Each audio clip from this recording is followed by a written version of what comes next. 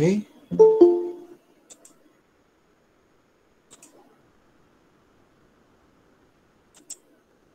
El último día de clases nos quedamos... Sí, ya está Elder, gracias. Nos quedamos terminando el procedimiento formulario y vamos a ver hoy que la sentencia del procedimiento formulario también tenía vías de ejecución. Y con eso terminamos y empezamos con el procedimiento extraordinario.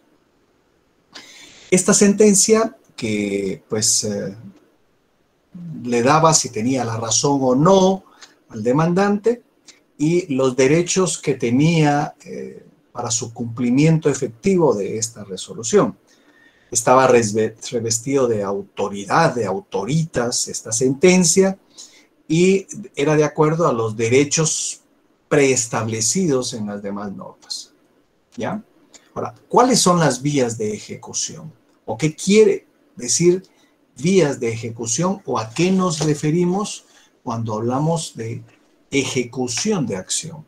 Bueno, pues simple y llanamente, cuando ya se tiene una sentencia, ya está emitida por el órgano encargado, en este caso eran los judex o el juez, se pone en conocimiento de las partes y se tendría que cumplir con la obligación, tendría que cumplir con esa obligación que la sentencia imponía a la parte que perdió.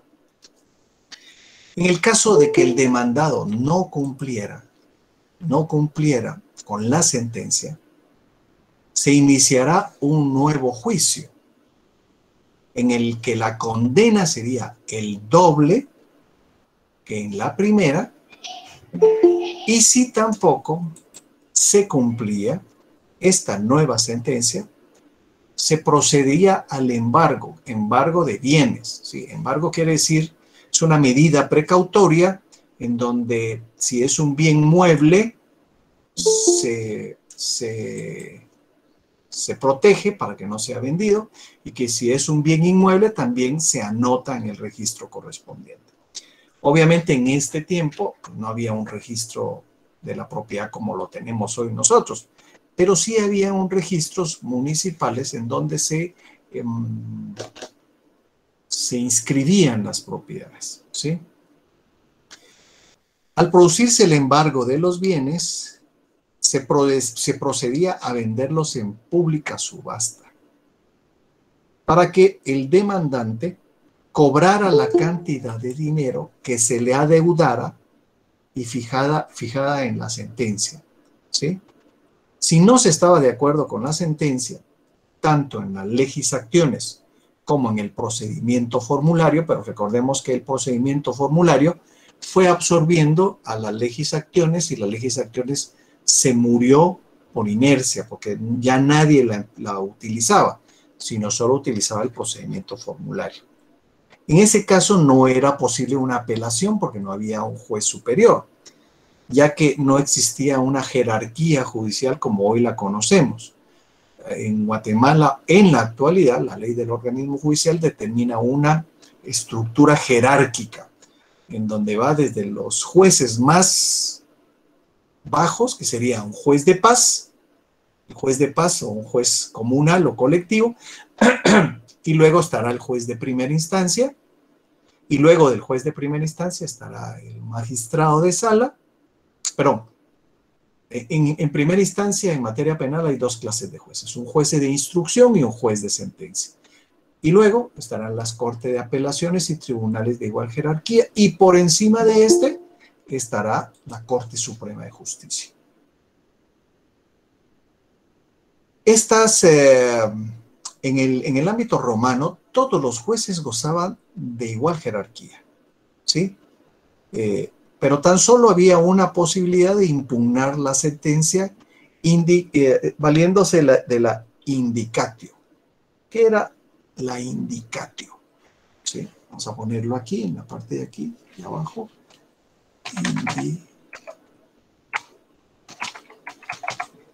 La indicatio podía impugnarse esta sentencia bajo tres premisas. La primera era que el juez carecía de capacidad. Pues, obviamente, ¿qué clase de capacidad? Pues, bueno, no podía resolver, estaba incapacitado mental o estaba... ¿Qué? Porque era muy amplio la figura, pero a lo que se atribuía era a que no tenía ese conocimiento previo para resolver el conflicto. ¿Sí? La segunda forma era por formularse la sentencia en forma defectuosa. ¿Sí?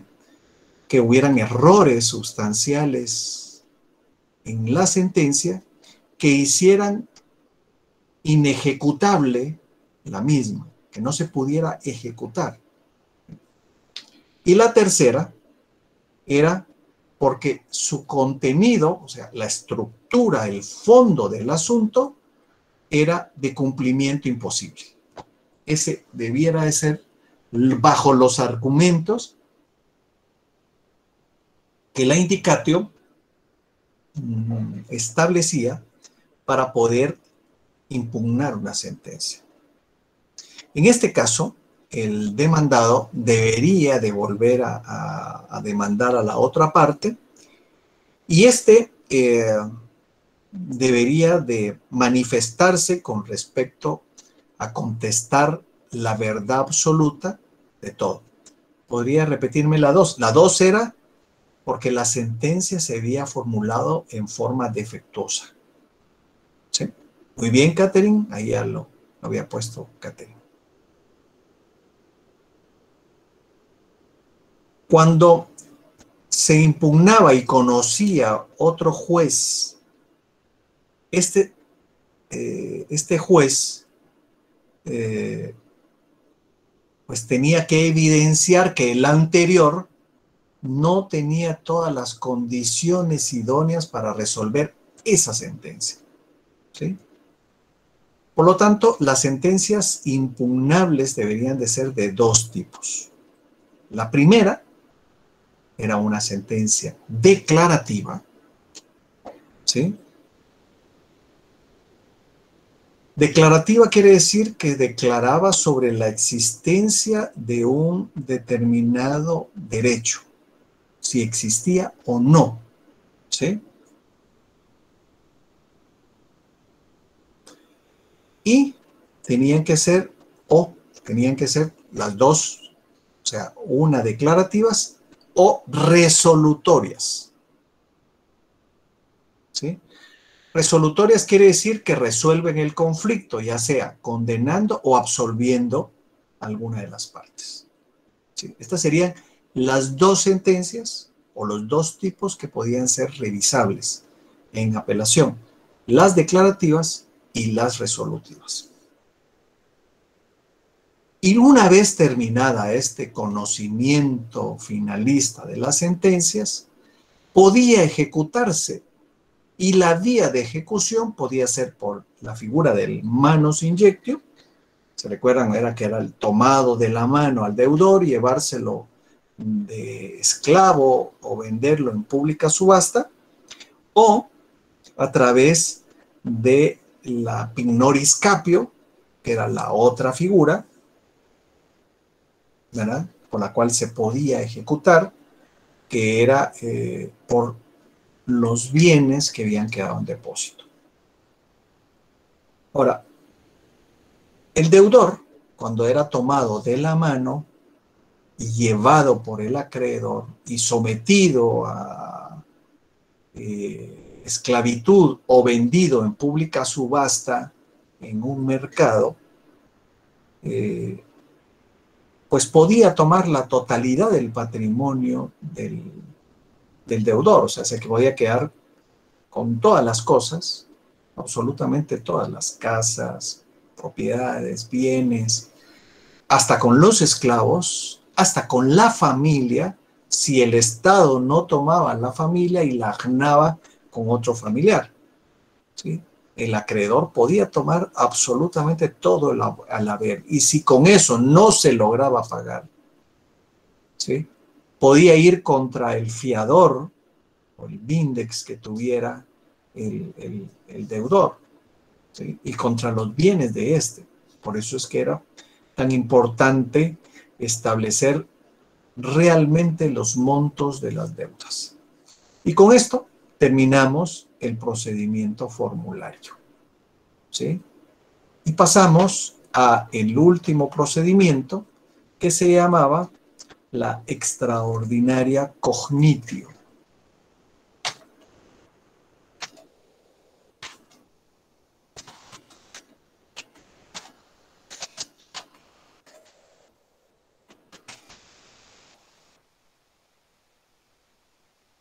Esta extraordinaria cognitio o el procedimiento extraordinario o el conocimiento extraordinario era una figura que se resumía en una sola instancia.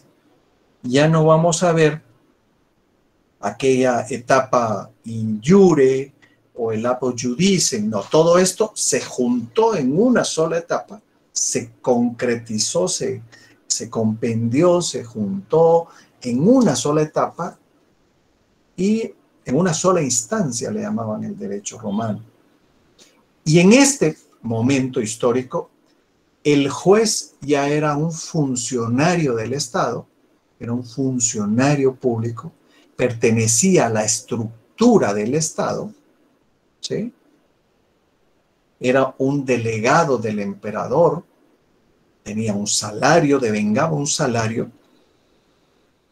En las anteriores figuras, en las anteriores etapas, el iudex o el juez no era un funcionario judicial, dependía de lo que le pagaran las partes para la resolución del asunto. No, aquí no. Aquí ya era un funcionario judicial, se había incorporado a la estructura del Estado, dependía del emperador y ya tenía toda la estructura del Estado a su parecer. Además, en este periodo aparece la apelación, ¿sí? Y la apelación quiere decir que ya había un superior que revisaba la sentencia emitida por el iudex. Se amplían las cuestiones las cuestiones probatorias. ¿Se recuerdan que hablamos de los testes, de los monimenta, que eran los monumentos, los instrumenta, la declaración de parte, y se aumenta todos estos medios de prueba a través de dos figuras importantes. Estas dos figuras importantes dentro del ámbito probatorio se denominaron las famosas presunciones, ¿sí? Y las presunciones eran iuris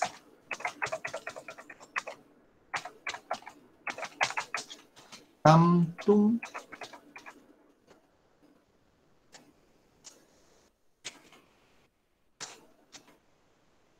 y las presunciones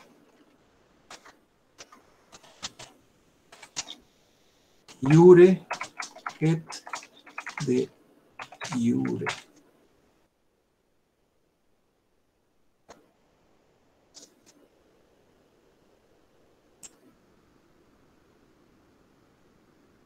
Sí. Estas serían las dos presunciones que crearon en el derecho romano. Estas presunciones también ya están incorporadas a nuestro sistema legal probatorio, en el derecho civil, en el derecho penal, en el derecho laboral, en el derecho constitucional, en el derecho contencioso, administrativo. Pero ¿en qué consiste cada una de estas? Bueno, en la iuris tantum, todo es válido o todo es perfectamente correcto hasta que se demuestre lo contrario. ¿Sí? ¿Sí? Por ejemplo, hoy en Guatemala, nosotros manejamos por el lado derecho, ¿Sí? ¿Sí? Esto así es, la ley establece. Pero ¿qué pasa si yo voy por el lado izquierdo? ¿Sí? Y cuando me paran me dicen, ¿usted por qué va por el lado izquierdo? ¿Sí? No, pues es que pues así debería de ser. No, es que eso no debería de ser. Debería de existir algo que demostrara que usted tiene derecho a caminar del lado izquierdo, ¿sí? No del lado derecho, en su carro. Entonces dice, mire, pero fíjese que hay una regulación de 1870 que nunca fue derogada y que dice que todos los carruajes y vehículos deberían de conducirse por el lado izquierdo. Y esta es mi justificación. Obviamente eso no existe en Guatemala, pues, pero ¿qué les quiero demostrar? Bueno, hasta que éste acredite que lo que hizo no es lo correcto, es porque admitía prueba en contrario. ¿Ya? Otro ejemplo podría ser,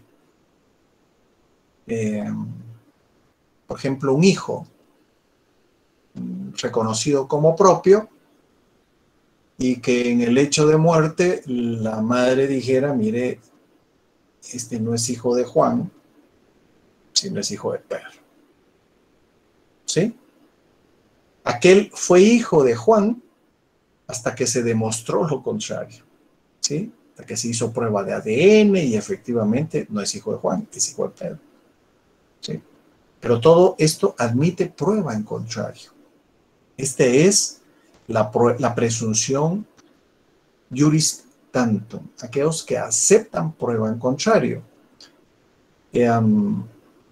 Una presunción que es, bueno, una presunción es aquello que no tenemos certeza, pero que por los pequeños hechos que conocemos podríamos deducir que es cierto. Hay un dicho que dice, si camina como pato, grazna como pato, tiene alas como pato, tiene plumas como pato, ¿qué es? ¿Sí? Pato, hasta que no se demuestre lo contrario. ¿Ya? Ese es el tipo de presunciones. Son ejemplos, si ustedes quieren, muy lógicos, pero así es como funciona el derecho. Y la otra presunción, las presunciones iure et de iure, son aquellas que no admiten prueba en contrario. ¿Sí? Por ejemplo, vamos a ver.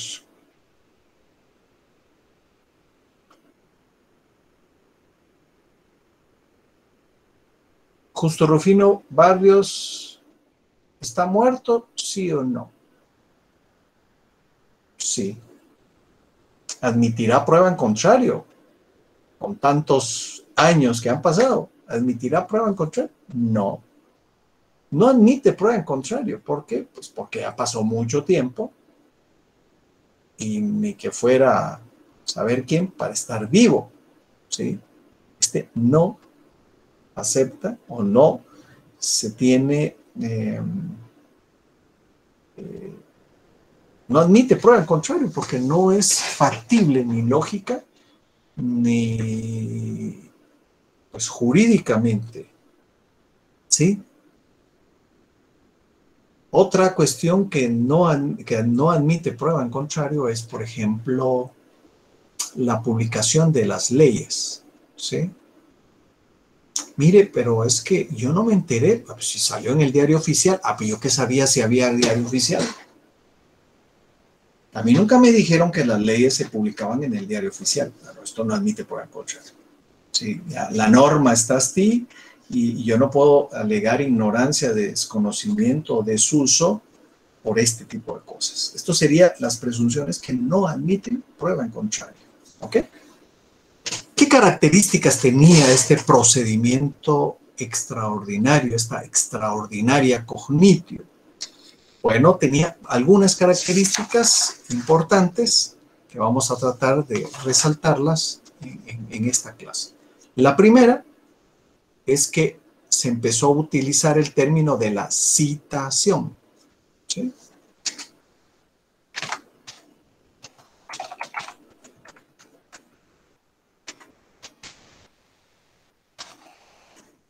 Los pongo aquí, pero oye cómo funciona. Citación. ¿Se recuerdan que en las otras existía el jus vocatio, el acto de enteramiento? No, aquí ya aparece una figura más actual que era la citación. La citación a juicio dejó de corresponderle al demandado. ¿Se recuerdan que en la ley de las 12 tablas decía, mire, vaya, tráigalo, y si no quiere venir, condúzcalo y tráigaselo de todos modos, a la fuerza? ¿Sí? En esta etapa ya no es un acto de enteramiento que le correspondía al demandado avisarle al demandante. ¿Sí? No, perdón, al demandante avisarle al demandado. Sino pasó a ser una orden de comparecencia emitida por el tribunal, como actualmente hoy está. ¿Sí? Los tribunales son los que citan a las partes, dependiendo del área, en materia civil, en materia penal o en cualquier otra área. Se decretaba, como es en la actualidad, se decreta una citación para que se comparezca y se oficia a la Policía Nacional para que vaya a la casa y le diga, mire, usted tiene que presentarse tal día, a tal hora, a tal tribunal. ¿Ya? En el caso de que no se presentaba en el derecho romano, se declaraba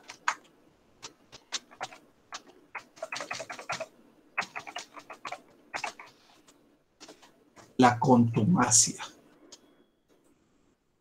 Esta es una figura que hasta el día de hoy existe, la contumacia, ¿sí?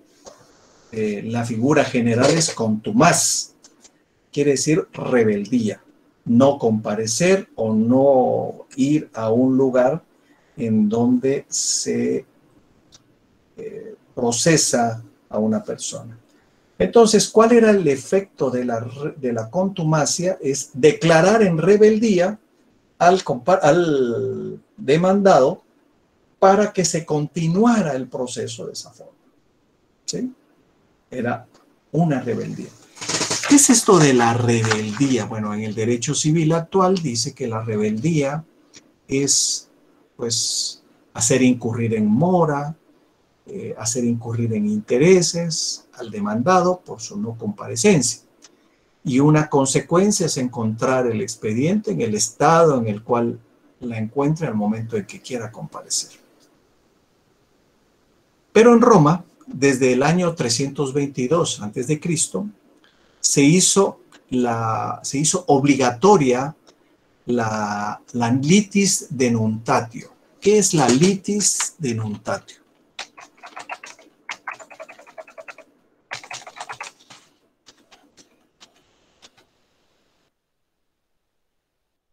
Bueno, la litis denuntatio no es ni más ni menos que la denuncia que se haga de ciertos hechos en un tribunal. Entonces, aquí la litis denuntatio obligaba a que el actor se presentara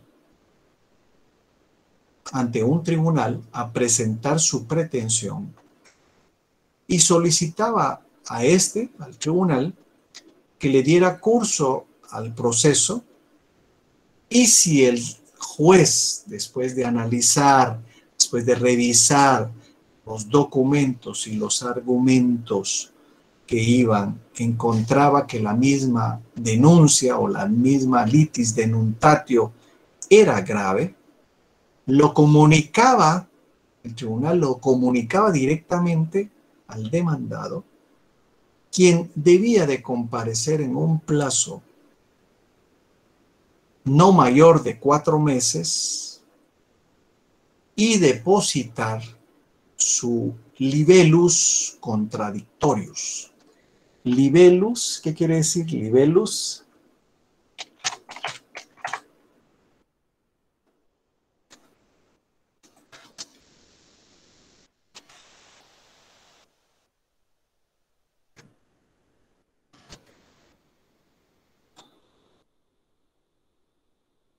A ver, cuando vemos esta figura de libellus contradictorius, la palabra libelo, cuando lo vemos en el diccionario, no es un documento normal y corriente, es un documento donde se insulta a una persona. Cuando vemos el diccionario, lo vemos y analizamos esa figura y decimos, bueno, y hay muchos abogados que dicen, mire, en mi libelo de demanda, o sea, en mi documento de demanda. Pero, ¿a qué se refería esta figura del libellus contradictorius? Bueno, al documento donde se oponía a todas las pretensiones del actor. ¿Quién la presentaba? El demandado. ¿Sí? Y esta era la figura por la cual se trababa la litis. ¿Qué quiere decir litis? Litis quiere decir contradicción, ¿verdad? Entonces, hoy en día, la palabra libelo, cuando lo vemos en el diccionario, es un término que no normalmente se puede utilizar, ¿sí?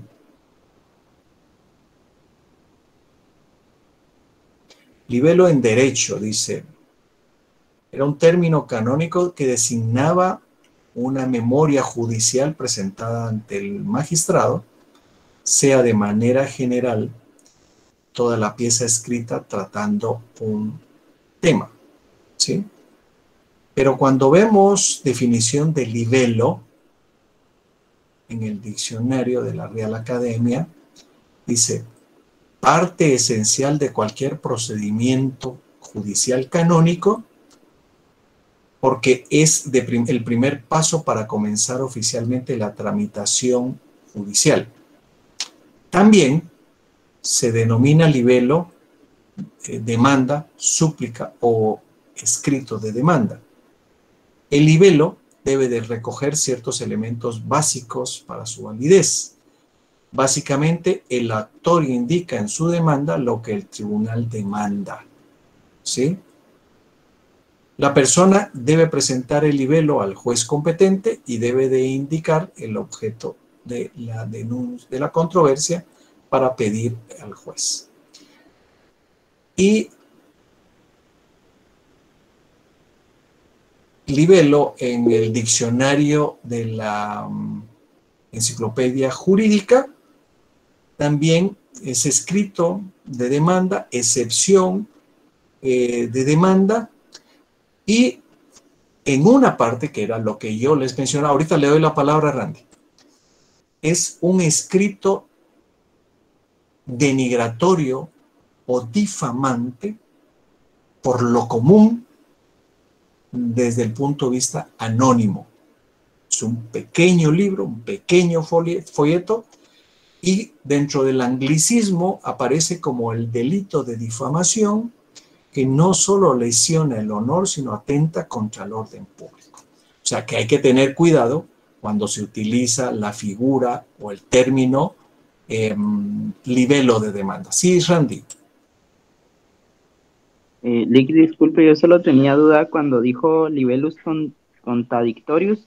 ¿Es el documento que se oponía a toda la? Y ya no le logré escuchar bien. Demanda a las pretensiones del actor. El actor presentaba su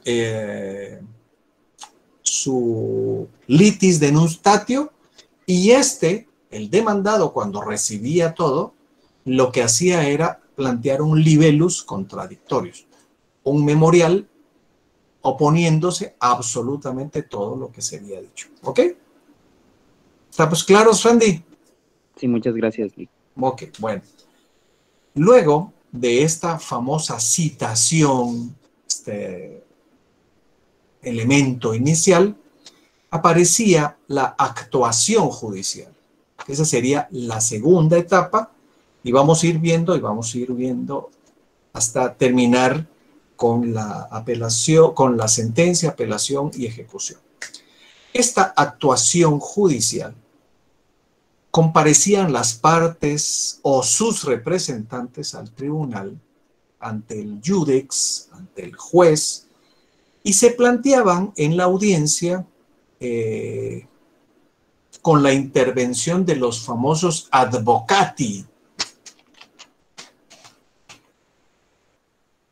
Los advocati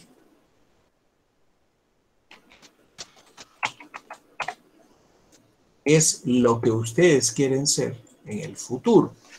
Los advocatis eran llamados en consulta, eran el asesor de las partes o de los sujetos procesales, tanto del actor como del demandado, y quienes lo ayudaban a resolver esos términos, esos conceptos que no estaban muy claramente definidos para los sujetos procesales. De acuerdo a las distintas posturas que tenían los sujetos procesales, a las contradicciones que tenían, se procedía a establecer la litis contestatio. Aquella litis contestatio que aparecía al final del procedimiento in iure, ahora en el procedimiento extraordinario aparecía en la parte toral del asunto, cuando ya ambas partes, uno argumentaba la denuncia y el otro contestaba. Hasta en ese momento se trababa la litis y se establecía la litis contestatio.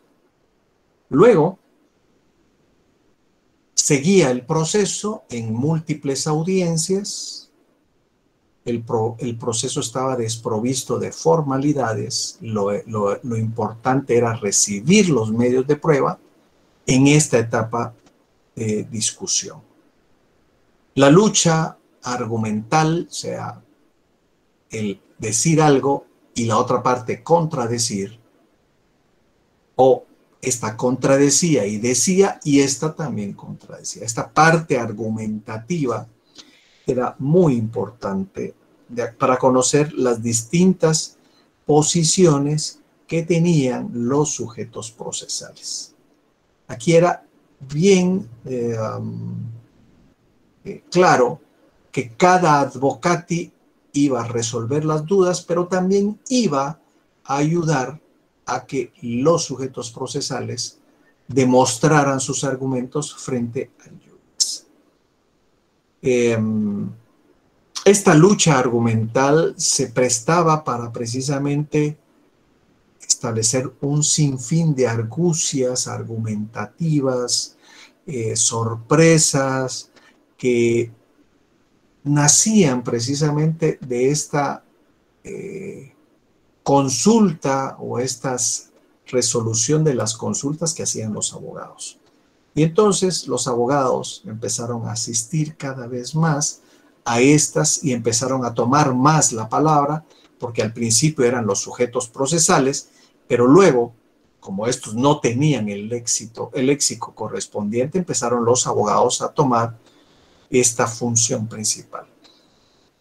De ahí que los abogados, hasta el día de hoy, son los que llevan la dirección y procuración de los distintos procesos en Guatemala, dependiendo de las circunstancias civiles, penales, amparos. Es muy poca la participación de viva voz que tienen los sujetos procesales, salvo que estén llamados a prestar declaración de parte, porque de ahí son los abogados los que argumentan, son los abogados los que dicen, son los abogados los que defienden.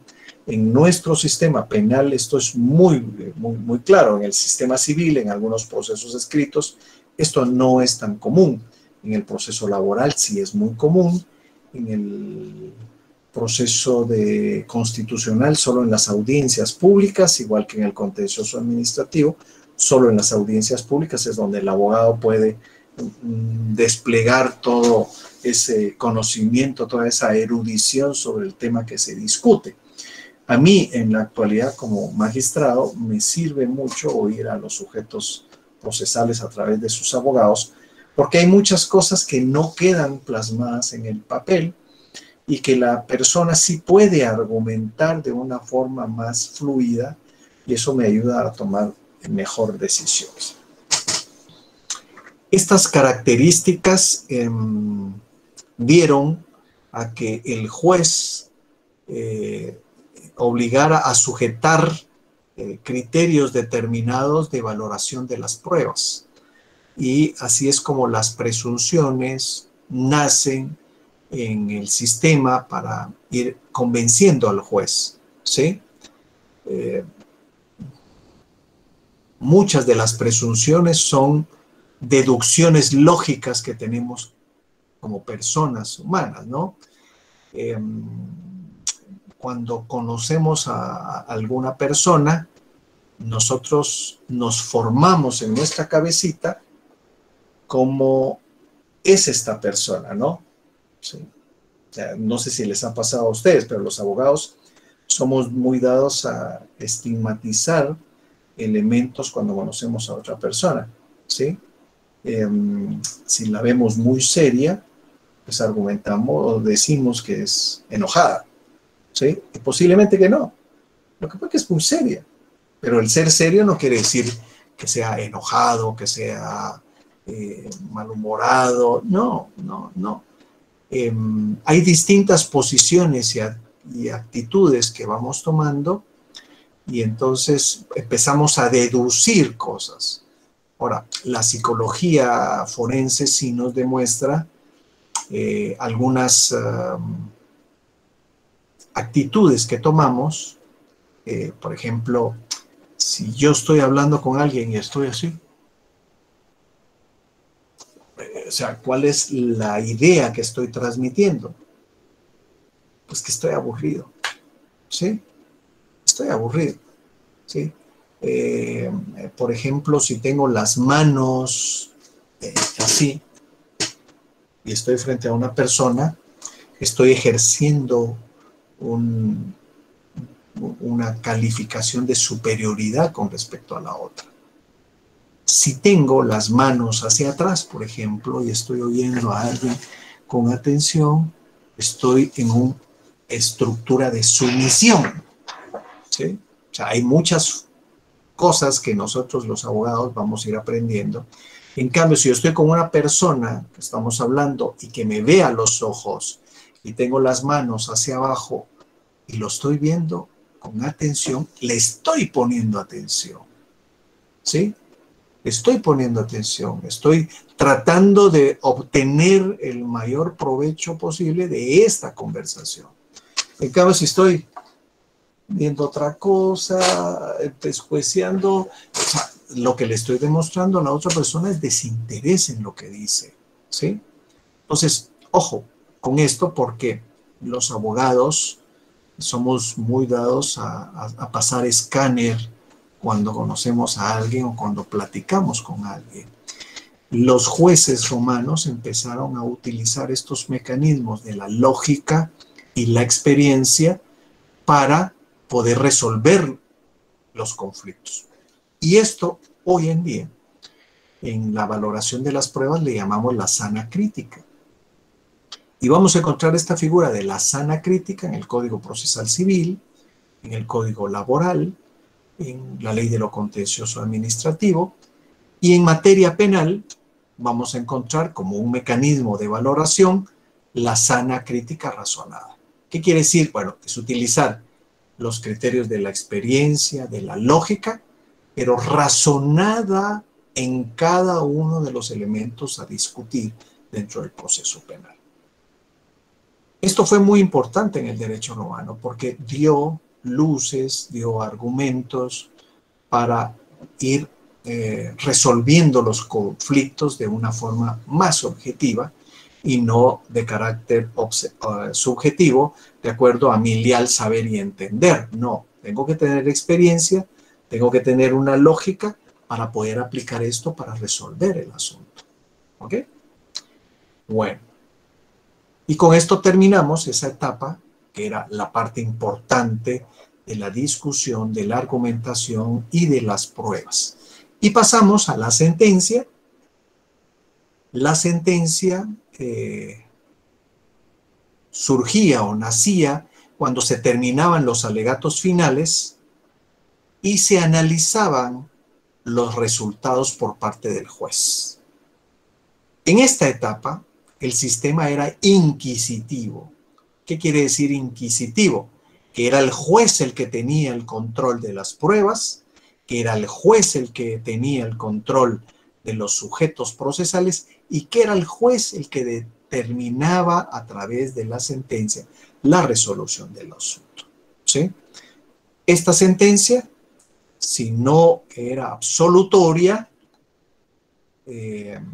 podía emitir una condena, ¿sí? Y esta condena debería de ser precisa en el contenido de las expensas procesales. ¿Qué quiere decir? Era precisa en lo que se debía, ¿sí? En esas expensas procesales, en el resultado de absolutamente todo, tenía que saber el juez si se debía 100, 200, 500 o 1000. Y ese era el valor que se tenía que transmutar, se tenía que incorporar a la sentencia. Una vez dictada esa sentencia, en donde se tenía que ser precisa, se tenía que pagar las expensas procesales, se tenía que cumplir con la misma, pues si los particulares no estaban de acuerdo, pasaban a la siguiente etapa. ¿Cuál era la siguiente etapa después de la sentencia? La apelación, ¿sí?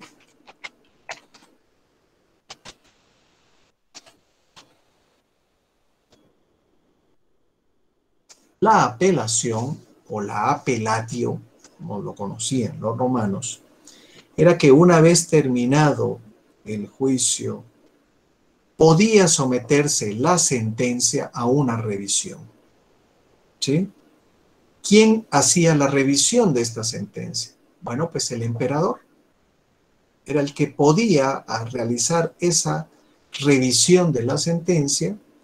Obviamente el emperador no la hacía porque sí o ante sí, o sea, sí recibía los documentos, pero ahí era donde venían los ius prudentes, o las respuestas de los prudentes, o los juristas que a través de la jurisprudencia le emitían una opinión al emperador y ésta en su poder, en su autoridad, resolvía el asunto, ¿sí?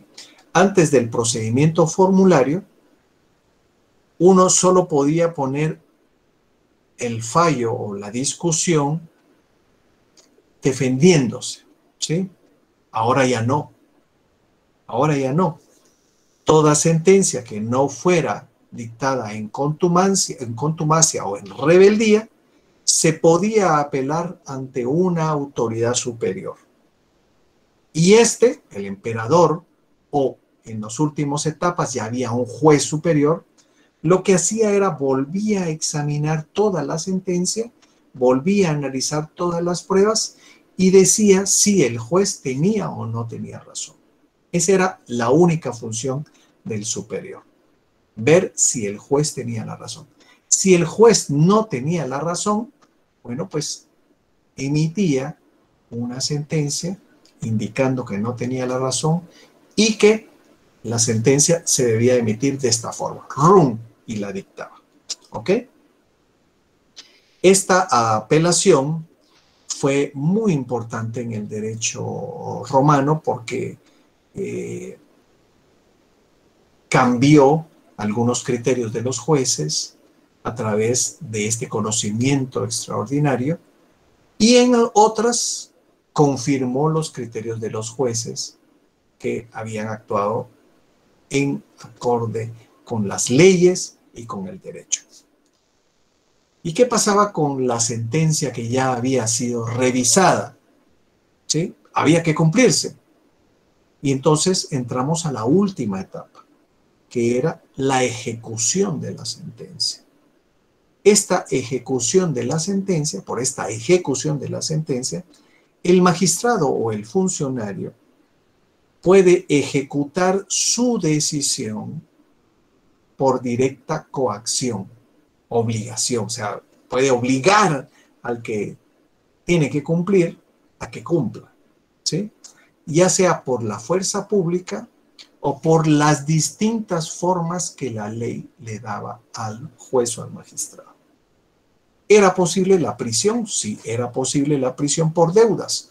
Si se tenía una deuda y no se pagaba, se podía llevar a la prisión o, como el manus injectio, pasar a ser esclavo del acreedor. Y se acostumbraba que el personal del tribunal podía ser autorizado a tomar el patrimonio del deudor y luego de 2 meses venderlo en pública subasta para satisfacer la deuda del acreedor. ¿Sí? O sea, habían varios caminos. Prisión, manus injectio, ignoris capio, o tomar todos los bienes del acreedor, perdón, del deudor, y luego de 2 meses venderlos en pública subasta para ver si se puede satisfacer la deuda del acreedor. Si no se podía, bueno, entonces había que, además de vender todas las cosas, pues someter a esclavitud o a prisión al deudor. Ahora, ojo, una persona detenida, ¿cómo puede pagar? O sea, ¿de dónde va a sacar para pagar?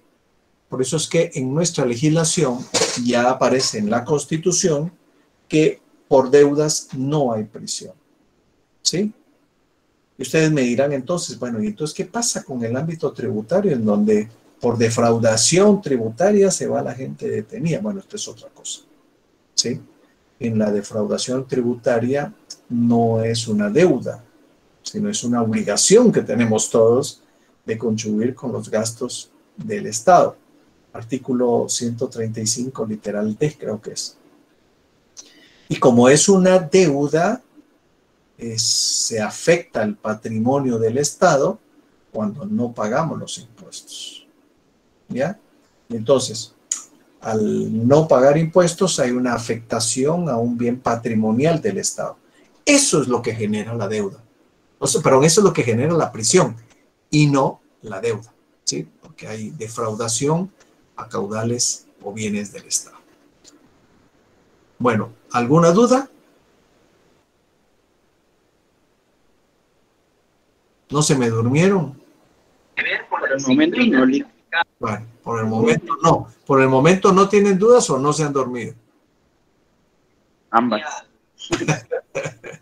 Bueno, yo ahí lo terminaría el día de hoy. El próximo día ya vamos a iniciar otros temas. Esto fue un poquito corto, pues porque la clase anterior sí fue un poquito más larga y entonces pues utilicé algunas figuras en la clase anterior. Por eso es que hoy terminamos temprano, siendo las 8 menos 5, pues yo, si ya no hay más duda, nos vemos el próximo día de clase.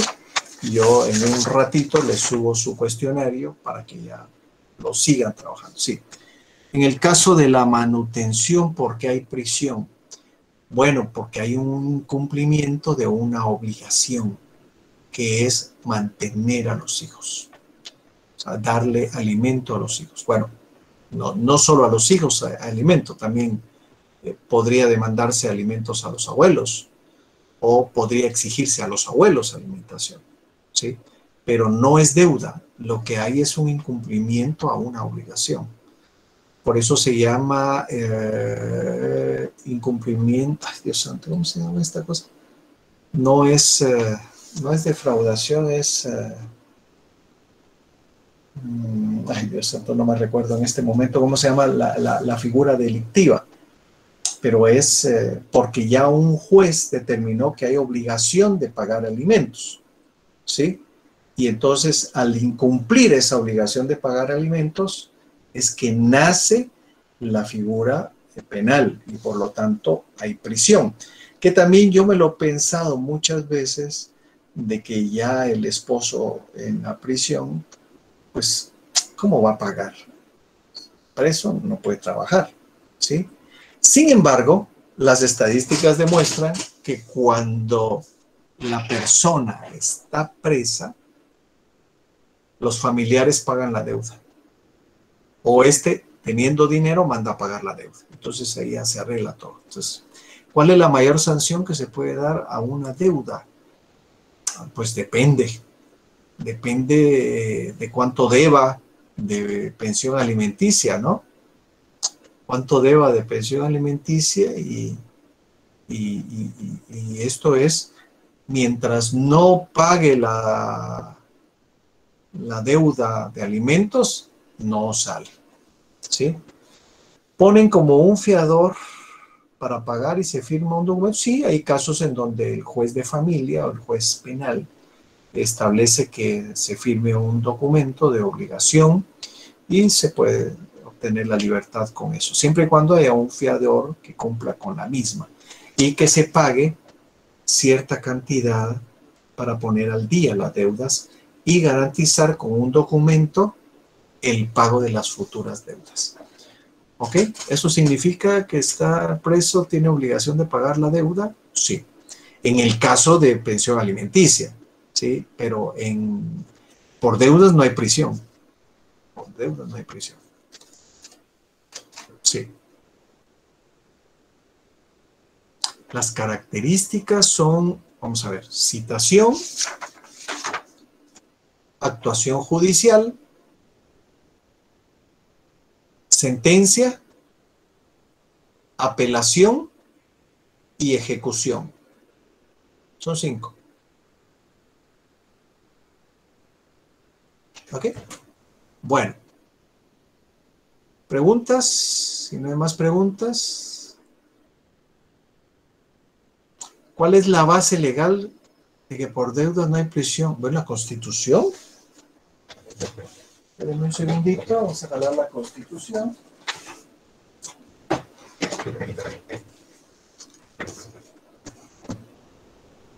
¿Y por qué no hay prisión por deuda? Porque la deuda no es un incumplimiento delictivo.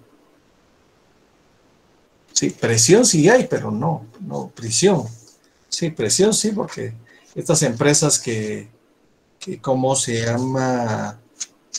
Que cobran, Dios santo, esos sí son peligrosos.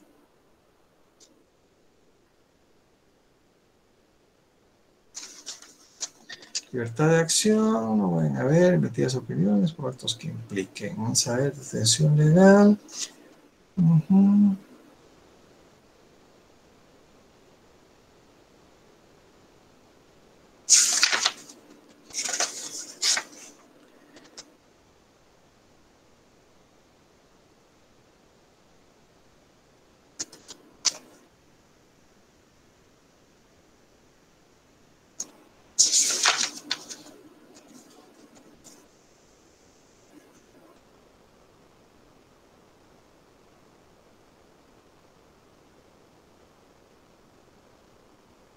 Vamos a ver, derecho de defensa, detención.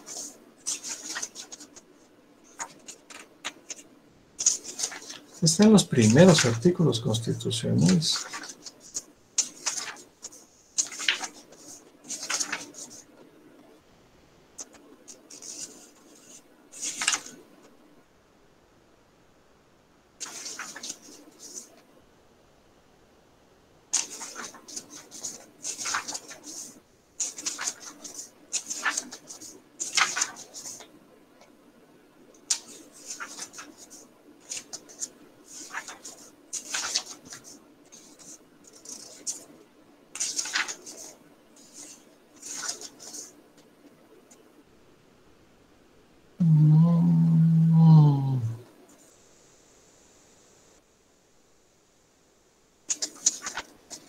No me recuerdo ustedes, pero denme un segundito. Licenciado, ¿no es el artículo 17?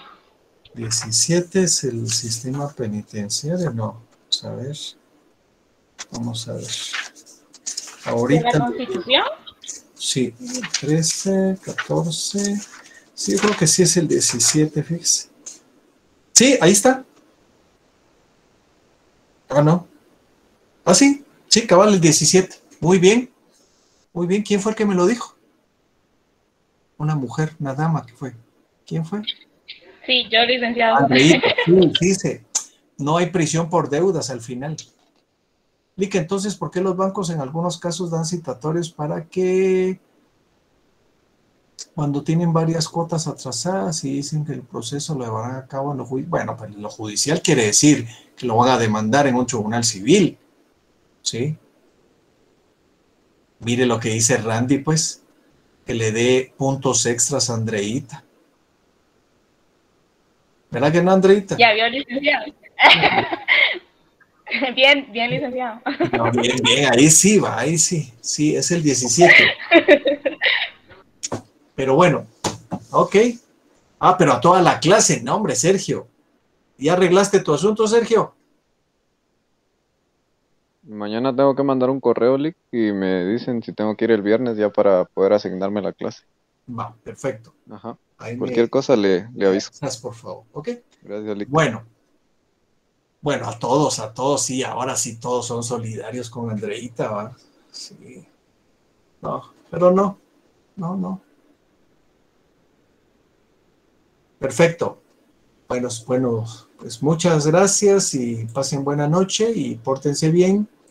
Y los que ya están vacunados, cuídense, no se van a ir a sacapulas. Quiche, por favor. ¿Oyeron? Ahí.